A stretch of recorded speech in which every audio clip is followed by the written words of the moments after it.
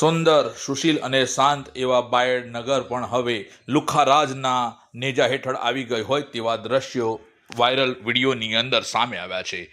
જાણવા મળ્યા મુજબ ગઈકાલના આ વિડીયો છે, જે પ્રમાણે જોઈએ તો મોટું ટોળું રોડ ઉપર બસ સ્ટેન્ડ વિસ્તારમાં એકત્રિત થઈ ગયું હતું અને ઝપાઝપીના દ્રશ્યો સામે આવી રહ્યા હતા.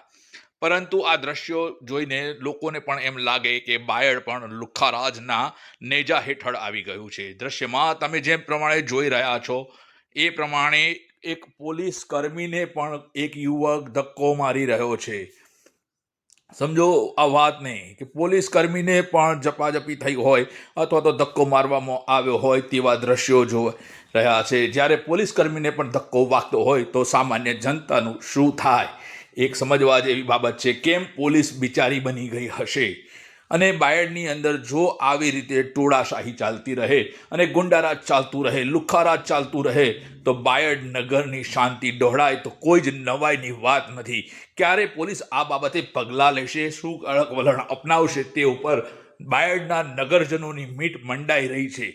પણ શું અહીંયા પણ કોરડીમાં ગોળ ભંગાશે કે કેમ થશે એ અંગેની ચર્ચાઓ પણ મોટા પ્રમાણમાં જોવા મળી રહી છે. આપ જોઈ રહ્યા છો ભડકો.